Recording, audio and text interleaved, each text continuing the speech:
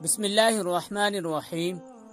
حضرت صلی اللہ علیہ وسلم پر مختلف طریقوں سے وحی نازل ہوتی تھی۔ صحیح بخاری کی ایک حدیث میں مروی ہے،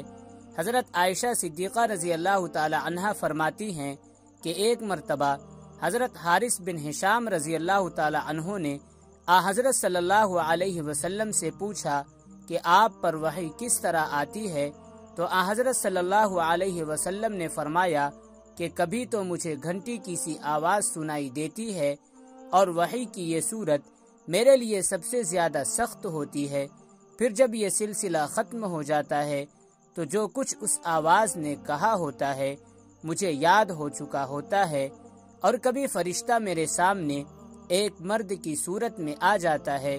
پھر مجھ سے بات کرتا ہے، جو کچھ وہ کہتا ہے میں اس کو یاد کر لیتا ہوں۔ حضرت عائشہ صدیقہ رضی اللہ تعالی عنہا فرماتی ہیں،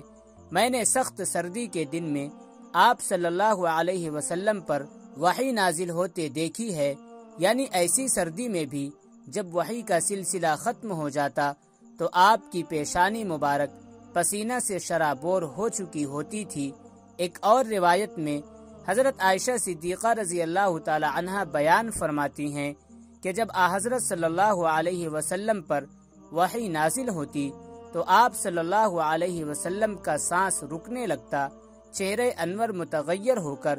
کھجور کی شاخ کی طرح زرد پڑ جاتا، سامنے کے دانت سردی سے کپ کپانے لگتے اور آپ کو اتنا پسینہ آتا کہ اس کے قطرے موتیوں کی طرح ڈھلکنے لگتے تھے۔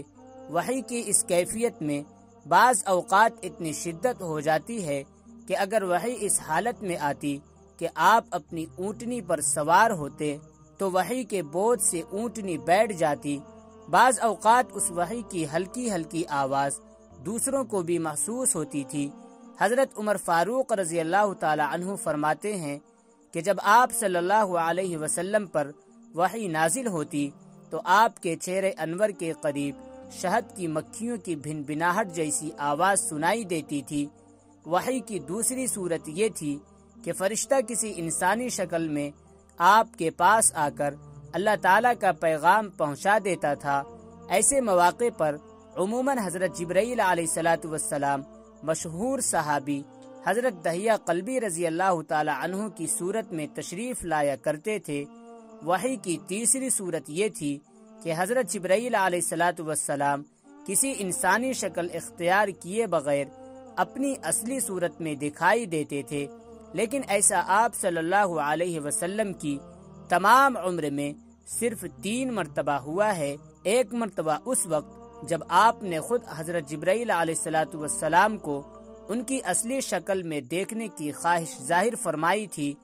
دوسری مرتبہ معراج میں، اور تیسری بار نبوت کے بالکل ابتدائی زمانے میں مکہ مکرمہ کے مقام اجیاد پر۔ پہلے 2 واقعات تو صحیح سند سے ثابت ہیں، البتہ یہ آخری واقعہ سندن کمزور ہونے کی وجہ سے مشکوک ہے۔ وحی کی چوتھی صورت یہ تھی کہ آپ کو نزول قرآن سے قبل سچے خواب نظر آیا کرتے تھے، جو کچھ خواب میں دیکھتے بیداری میں ویسا ہی ہو جاتا۔ حضرت عائشہ صدیقہ رضی اللہ تعالی عنہا فرماتی ہیں، آپ پر وحی کی ابتدا نیند کی حالت میں سچے خوابوں سے ہوئی۔ اس وقت جو آپ خواب میں دیکھتے وہ صبح کی روشنی کی طرح سچا نکلتا۔ وحی کی 5ویں صورت یہ تھی کہ حضرت جبرائیل علیہ السلام کسی بھی صورت میں سامنے آئے بغیر